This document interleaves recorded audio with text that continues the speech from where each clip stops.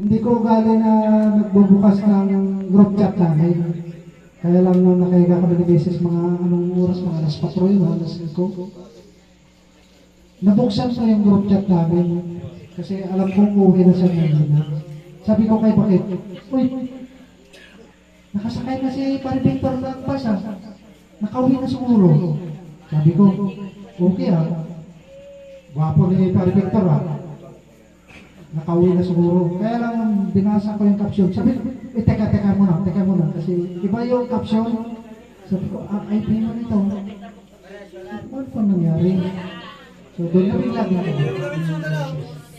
Ganun pa man. Kay Mari, ang ko lang, magpakatatap. Kasi nga nandiyan yung dalawang bata na iniwan ni Pare Victor. Kasi nga walang ibang unang sasandalan ng anak natin kundi magulang. Kasi kung walang magulang, hindi natin alam kung paano lalaki yung mga bata. Ganun din yung mga bata, kasi nga sabi nga ni Madam Susan kanina, at saka yung mga anak ng Madam Susan, uli na din sila. So, ganun din ako, kasi nauli na din ako, grade 3 ako ng maayos. So, nasa 8 to 9 years old na ako ngayon. So, hirap sa buhay. Ganun pa man, sabi nga ni Madam Susan kanina, patuloy ang buhay. Ngayon,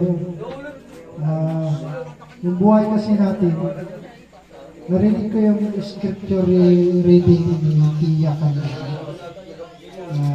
Yung buhay natin, iwan lang natin, natin na panahon, babalikan na sa Kristo, ang ating Panginoon, na susundin tayo. Kumbaga, hanggat hindi natin tinatanggap sa sarili natin, wala na si Pare Victor, mas lalong magiging mabigat. Kasi nung nakarang araw, sa tuwing nababanggit si Pare Victor, nakikita namin yung post, si Mrs. Lagi niya ako sinasabi, lagi kang, ilan na naman. Kumbaga nakikita ko kasi yung post, andun yung bigat na nararamdaman ko. Sabi ko, yun natin din. Si Mrs. pinapansin niya ako. Kasi nga, parang yun lang yung pinakasimpleng yung stress na nararamdaman ko na wala na si Pare Victor. Parang yun na yung uwigo na magpasinaw, niyalakit din. Kasi nga, hindi ko rin maubos maisip na si Pare Victor is pumanaw na kung saan kausap ko pa. Kaya sabi ko napakabigat.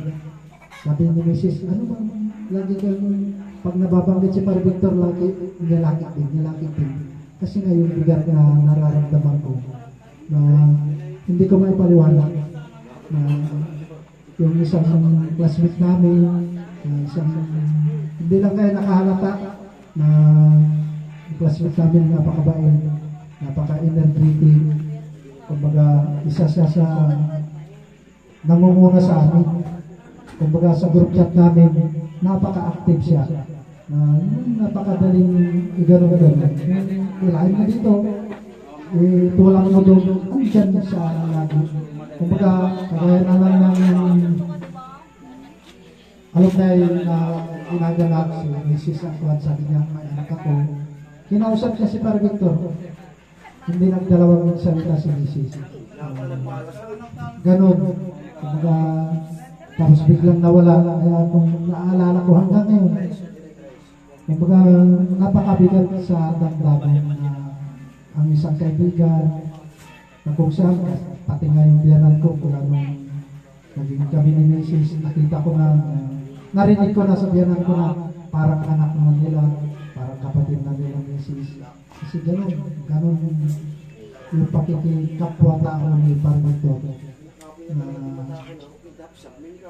Sabi nga niya, nung huling pag-usap namin, ganun kami parang sa compound namin, kunting kwentuhan kami na nagluto ako ng gulay, yung mga kamag-anak, tapos lahat kami pinasyalan niya, pinuntahan kami na nandito. Kumbaga, nandun na yung mga paunang signs na na pupunta na siya. Kumbaga, nauna lang siya sa atin. Kung balikan natin yung buhay natin, ito yung hirap talaga natin sa Panginoon. Na kung saan, nilika tayo ng Panginoon mula sa lupa. Kaya, kung galing tayo sa Panginoon, hindi natin maalam yung buhay natin. Sa ngayon, nakikita natin malakas pa tayo, mamaya hindi natin alam kung saan na tayo patungo. Kung ang Panginoon ay tinakda niyang gawin yung buhay natin, wala tayong magagawa. So, isa muli ito na paalala sa bawat isa na sa tuwing may nakikita kong ganitong sumakabilang buhay, ang lagi kong tanong,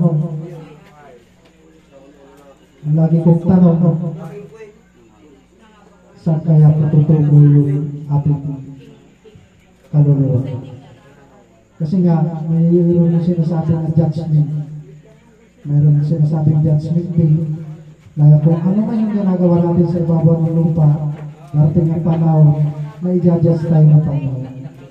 Kaya sabi ko nga, paalala, hindi pa huli ang panahon, alam natin na anytime pwede ibawin ng Panginoon yung buhay natin. Dapat naghahanda rin tayo sa araw na yung judgment day, na hanggat maaari sa kabilang buhay, kasama tayo sa susunduin ng Panginoon. Sabi nga ni Kia, bababa ang Panginoon sa alapaap, susunduin tayo. Ang tanong ko lagi, pag may ganito na sumakabilang buhay, kasama kaya siya sa susunduin? Kumusta yung buhay niya? Nakilala ba nga yung Panginoon? Napagdating ang panahon ng judgment day, ay hindi siya kasama doon sa hindi kilala ng Panginoon. Kasi nga sabi ng Panginoon, pag hindi mo ako kilala, hindi rin kita kilala. So, ngayon pa lang, hindi sa paanyaya ito kundi ito talaga yung gusto ng Panginoon. Naghihintay lang ang Panginoon sa atin habang nabubuhay pa tayo, may pag-asa pa na lumapit at bumalik sa Panginoon. Kasi pag namatay na tayo, wala na, hindi na natin mababawi yung mga panahon na binigay ng buhay sa Panginoon sa atin, na habang nabubuhay tayo sa ibabaw ng lupa, pag namatay tayo, hindi na natin maibabalik. Kaya ngayon pa lang, kumbaga, mag-isipan din natin kung darating ang panahon na tayo na ay nandito na. Kaya hindi huli nimlayan ito. Pangalawang huli nimlayan ito. Kumbaga, habang nabubuhay tayo, kilalanin natin yung Panginoon na siyang lumikha sa atin. Kasi walang iba na babalikan natin pagdating ng panahon, kundi ang buong may kapal na siyang lumikha sa atin. Kumbaga, kumustahin natin yung ating salvation. Ligtas na tayo. Pagdating ng panahon, kilala tayo ng Panginoon. So, muli, yung ating kapatid na sumakaba ng buhay na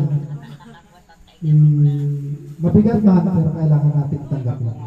Diba rin, kapag magbubun tayo, harapin natin ang bagong araw na hindi man natin siya kasama, pero at least kung ano yung nandyan yung dalawang bata Mari, magpatuloy yung buhay, magtulungan.